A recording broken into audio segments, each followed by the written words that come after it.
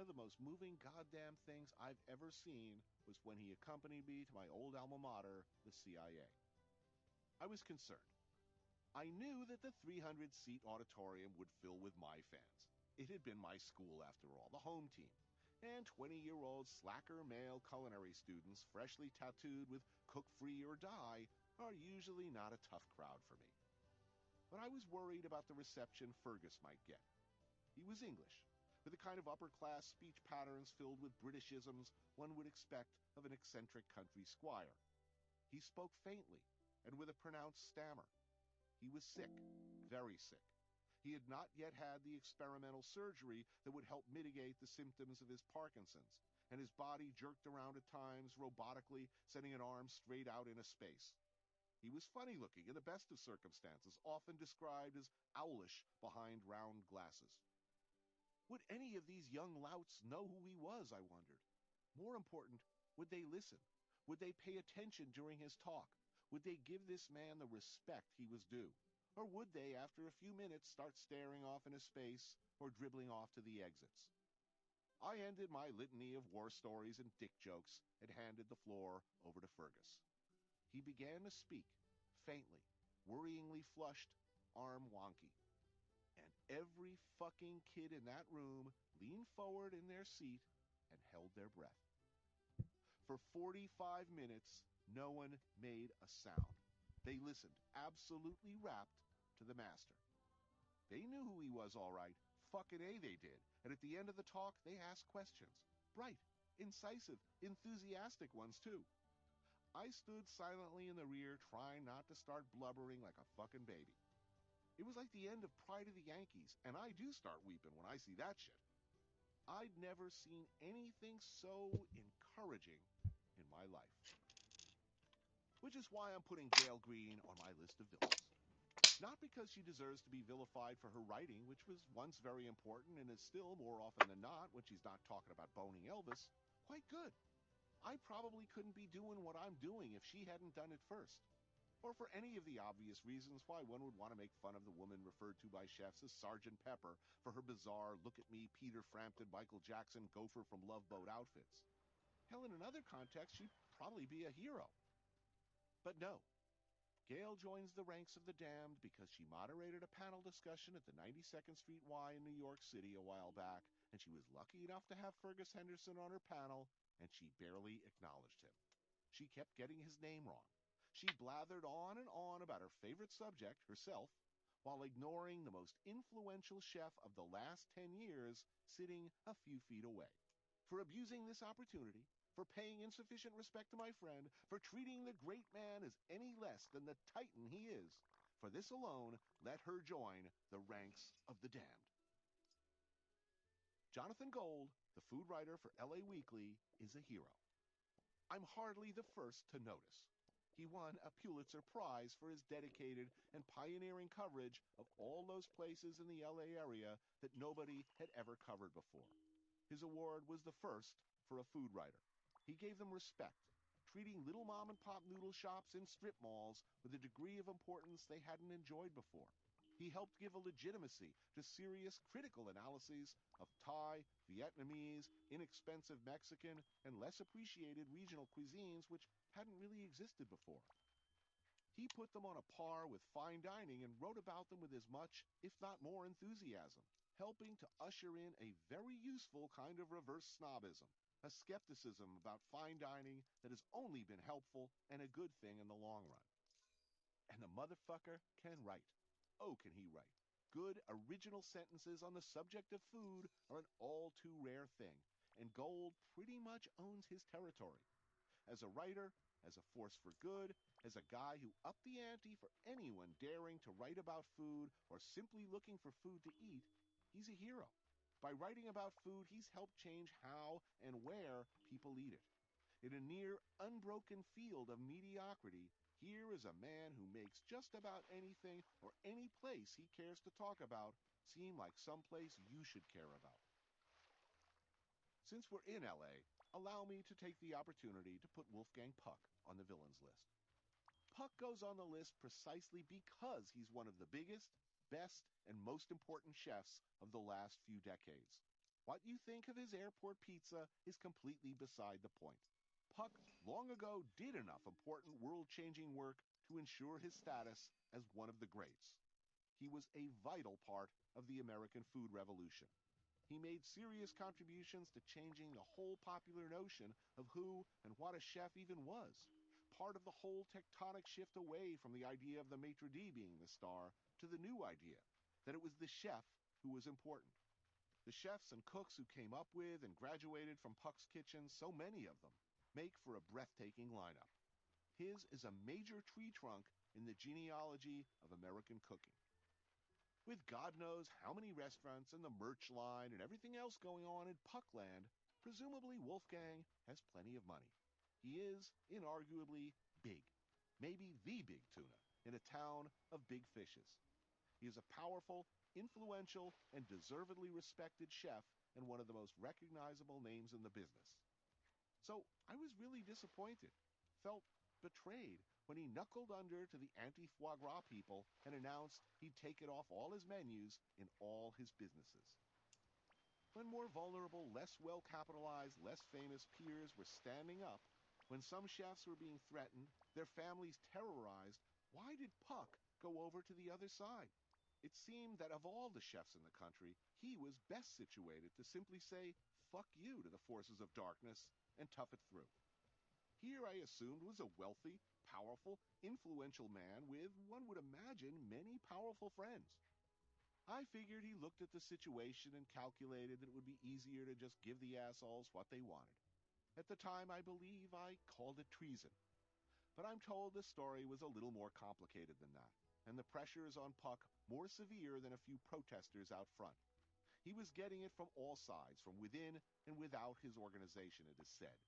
His partners and allies squeezed themselves, in turn squeezed Puck.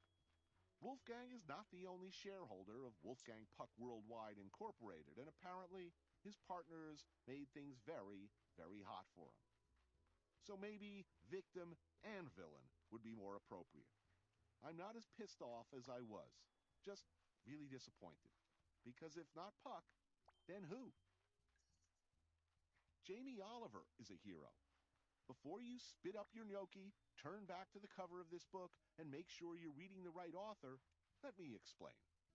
I hated The Naked Chef too, and all that matey mockney bullshit, and the Sainsbury's business, and the band, and the scooter, all that shit that made Jamie a star. But I don't know what I would do if I Googled, I hate Anthony Bourdain, and saw a million or so hits like Jamie would find if he Googled the same phrase but with his name.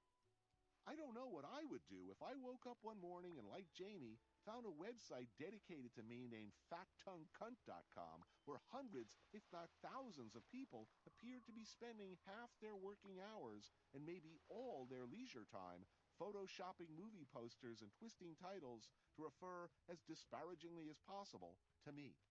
I'd be afraid to leave the house seeing that kind of ferocity and loathing. I do have a pretty good idea what I do, however, if I had the kind of big money Jamie's got, and it would not be the same as what he's doing with it.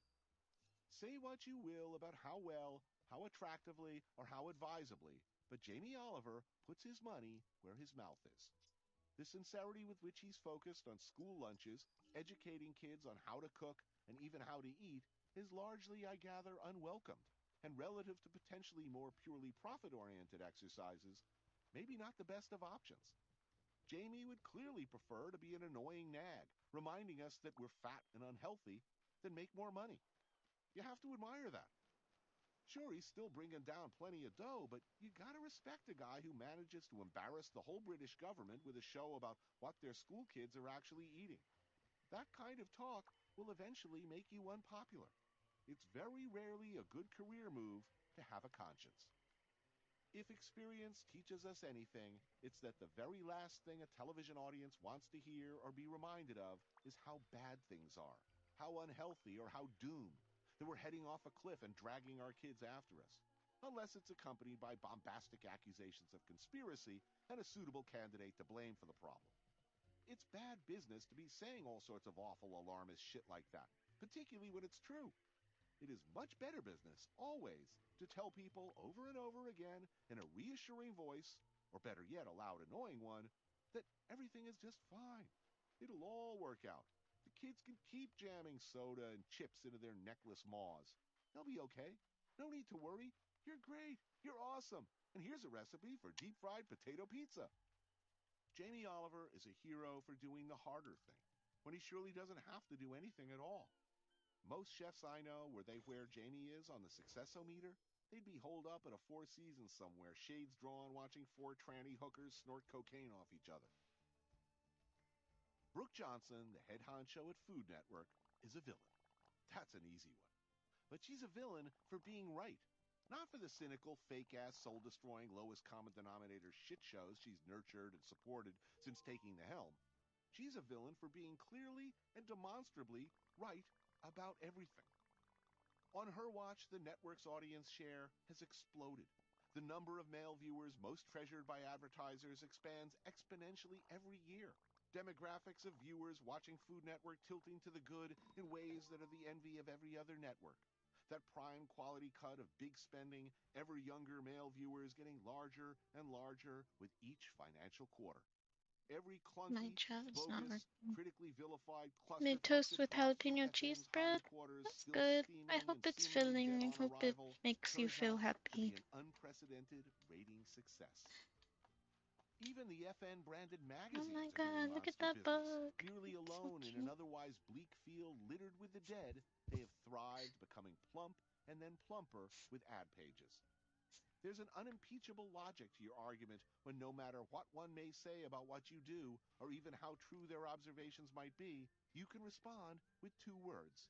It works. Whatever Brooke Johnson has done, it is working.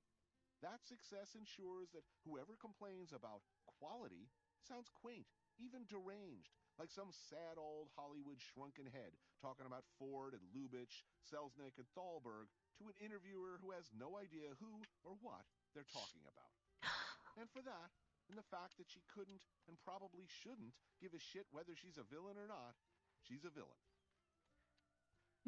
Wiley Dufresne is a hero because he's made a life's work of doing exactly the Granular opposite of what surroundings. Brooke Johnson does. At his Okay. restaurant, WD50, Simple where you're enough. likely to actually find him most nights, he doesn't care if you don't understand the food. He will not be moved from his plan if people hate an occasional dish. It doesn't matter to Wiley if, on balance, most of you would rather have a steak. That he would surely struggle less and make a lot more money, please more of the dining public, if only he made some compromises. He knows that even if you love everything on his menu, his is not the kind of meal that people come back for every week. Wiley Dufresne is a fucking hero because he's got amazing skills, a restless mind, and balls the size of pontoons. He's decided to do the hard thing, whatever the cost, My rather than stomach started following the growling. much easier path that has always been readily available to a chef of his considerable advantages. He could have been Feel so anybody he wanted, pathetic. had whatever kind of restaurant, whatever kind of career, and he chose this. To his constant peril, he experiments, pushes boundaries, explores what is possible, what might be possible. In doing so, he develops techniques and ideas that after he's done all the work and taken the time and risk, are promptly ripped off by Mm. chefs all over the world, usually without any acknowledgement.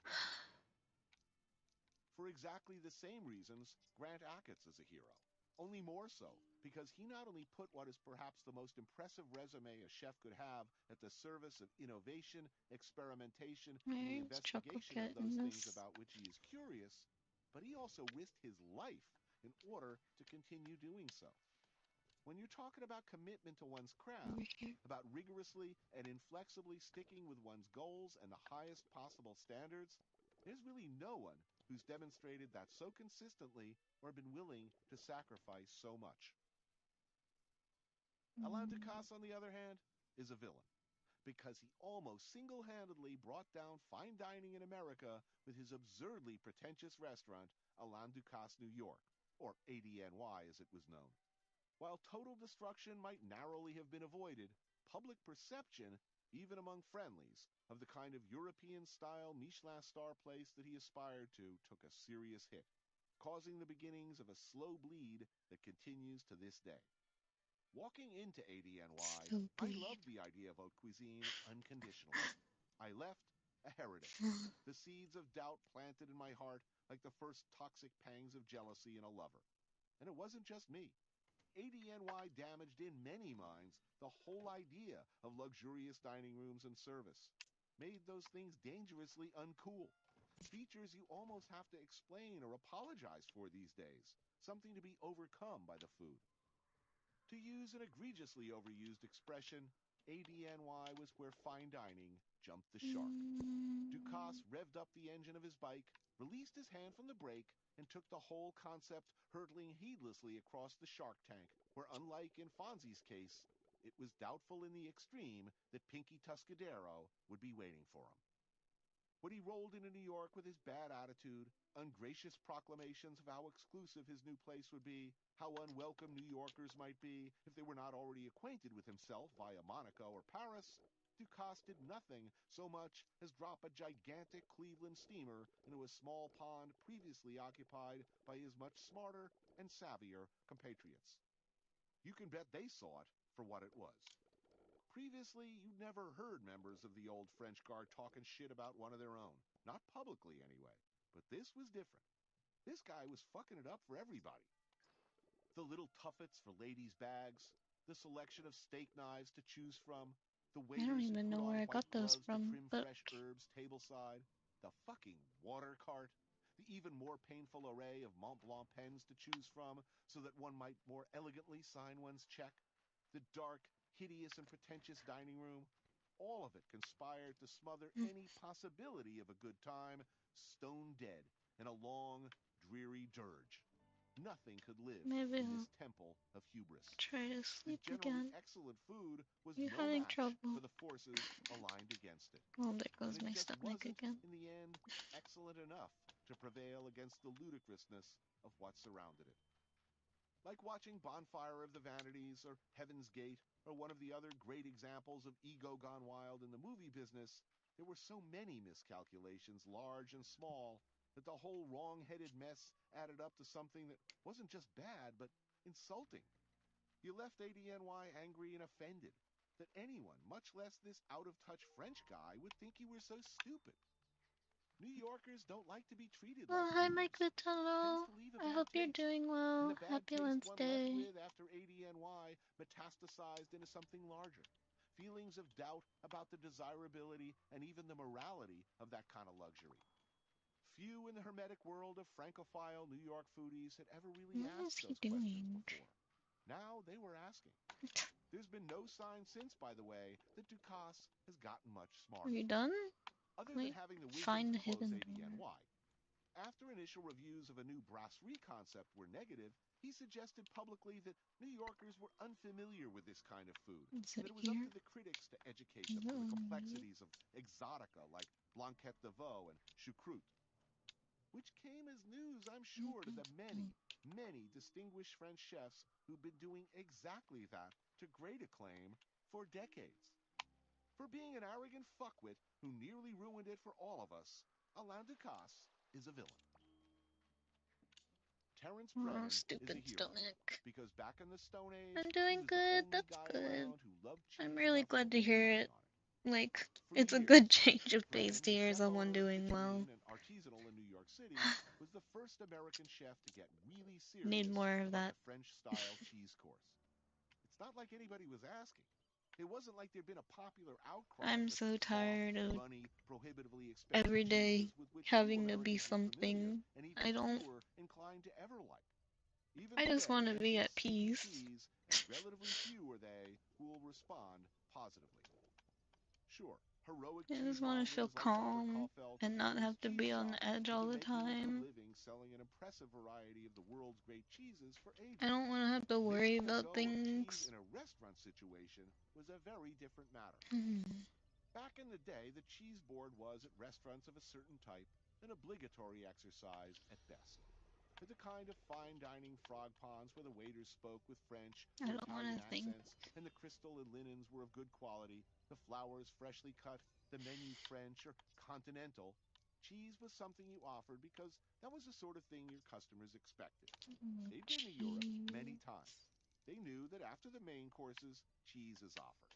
Nobody actually ordered the shit, and had they tried, they would often find a perfunctory display of usual suspects: unripe or too ripe brie, maybe a camembert, usually in even worse shape, a sad disc of undistinguished Chev, something hard and vaguely Swiss, and a lonely and unloved wedge of something blue, probably the same Roquefort used elsewhere on the menu. In fact, the key to offering a cheese course and getting away with it was to make sure that everything on the cheese board was used elsewhere on the menu. Cheese is Yay. expensive, Catch very fish. expensive, and perishable, and delicate. Is I Properly not aged, seaside resort? stored, served, and handled cheese is even more expensive. Every time you cut into an intact cheese, its time on this earth becomes limited.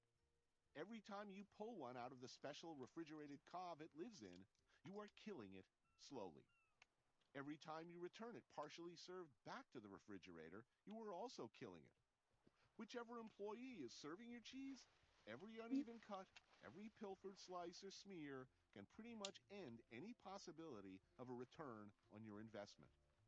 In fact, Where's to good properly fishing serve a spot? reasonably What is excellent this? selection of cheeses, always Oh, at their peak ripenesses and at proper temperatures, one almost must accept the imperative of throwing a lot of it out sooner or later, or find a way to use it elsewhere. And the more varieties of cheese you offer, the less likely you will thank you be able for to the alert, merchandise all the Megalitunnel. I hope remnants you have as a good ingenious rest of the day. appetizers. It is very rare, even in the best of circumstances, that a customer will order a separate cheese course prior to and distinct from dessert. The arrival of cheeses on a card I table got side really presents scared for a a second potentially because I awkward thought I heard situation for a knocking at large the party. door, but it's Should we just a wait for the asshole here who motorcycle. insisted on ordering a But few like, leaking blues of I don't support? know. You Or should ever we just feel go like you ahead and order can desserts? So, cheese is feel not the exactly a anxiety in lost your medium, chest? meaning an expensive or cumbersome item It that does not freaks in me out. itself make money, but which somehow inspires others to order things that will make money. If people do decide to have cheese as a dessert course, I there's don't, no way you're making more I don't money on know. a nicely aged Stilton than you would be had everybody simply ordered creme brulee or ice cream, which costs much less to produce. My You God, have are to you be a feeling romantic to anxious at all? invest And I feel yourself, more your money, and your anxious. time in cheese. But And here I that's a am. very dangerous thing to be in the restaurant business. One of the great suicidal I expressions don't has get always been relief. educate the customer. You hear that kind of talk from your business partner, it's usually way too late to roll Oh, your wrong eyes at the person. ceiling and plead for sanity. But Terence Brennan actually did and continues to educate his customers, and somehow to get away with it, even succeed and expand. After introducing the cheese Spooky concept of song. Picholine, he built a whole additional business around it at Artisanal. So far in front of everybody I else, could he's just still out front, teleport. years later. He not only heroically defied the There's conventional like wisdom water of the up here. times, he helped change the conventional wisdom. Where there was no market at all, he created one. The dining public Right? may not have Yeah. known that it needed a selection of over 100 cheeses. They certainly didn't know they needed to know about small production American cheeses from previously unknown cheesemakers in Maine, Oregon, and even New Jersey. Brennan, by taking a chance on cheese, helped create not just a market to sell cheese, but an emerging sector dedicated to making cheese. Finally, for all those lonely would-be cheesemakers pondering the possibilities of great Hurt. homegrown American cheese, there was a chef, restaurateur out there who might buy them, promote them, dedicate himself and his business to hand selling them to the public. Terence Brennan is a hero. By taking a series of mad risks, he's raised all boats, made things better for all of us. Jim Harrison is a hero because there's nobody left like him. The last of the true gourmands, the last connection to the kind of writing about food that A.J. Liebling used to do. Passionate, knowledgeable, but utterly without snobbery, as Right. likely to gush over an ugly but delicious tripe a la mode or order of roasted kidneys as a once-in-a-lifetime meal at a triple-starred Michelin. Harrison, author of many fine books and even more Now, fine poems, has hothead. done everything cool with everybody who's ever been cool, dating back to when they Where invented are you the able to fucking fish word. around there? Up He here? knows how to cook, he has impeccable taste in wine, he knows how to eat. At his own book party in New York City a while back, Go to Harrison, Hot whom I'd met previously Springs. only once, spent the entire evening standing outside with me, whom he hardly knew, chain Oh, smoking and talking I'm about food, dumb. ignoring the rich, the powerful, I the can famous, and just, the like, smart look who waited for him inside. inside. At the I grizzled wasn't age of reading. 72, suffering variously from gout and many other complaints, he's a rock star in France, Where do barely they able keep to walk water down the in street here? without being mobbed, and he lives like Just like one. out on The the side? French understand the greatness of such men immediately. The lazy and the foolish compare him to Hemingway, which is a terrible injustice, as Jim is both a better writer and a better man. I don't know many people who could be called great, but Jim would be one of them. He smokes, he drinks, and regularly attempts frottage with an impunity and a style Okay, that will fish. disappear after him. Speaking of old fuckers, the James Beard House goes on the villain list because it harbors and gives safe haven to villains. It gives them somewhere to go. It provides comfort and succor and the illusion of importance to a bunch of supremely irrelevant old fucks who have nothing to do and nothing to say of any significance to the restaurant business they claim to support and love. It's a private dining society for the soon-to-be incontinent, like the Friars Club for old mummies who never themselves told a joke but like to hang around comedians. When the president of the Beard Foundation got pinched for embezzlement a while back, it should have come as a surprise to no one. For years, even the casual observer could watch as money goes in, nothing comes out. But nobody gave a shit. After the news went public that this nobody, this nebbish from nowhere, had been feathering his nest, everybody was shocked, and rushed to separate themselves from the wreckage with unseemly speed and appropriate expressions of Door outrage. gifts. But that was Catch a the purpose of the key. whole enterprise, Catch to give jobs and power to the otherwise a powerless and cookie. unemployable. I'll never forget my friend Chef Matt Moran's experience. I Matt think I'm is a done big for cheese of today. I'm Sydney. just gonna His restaurant, Aria, one of the try best to get in the more country. sleep. Invited to cook a meal at the Beard House, he packed the best of his kitchen Thanks staff, for hanging all out his with me. ingredients in his bags, and flew them all at great expense to New York.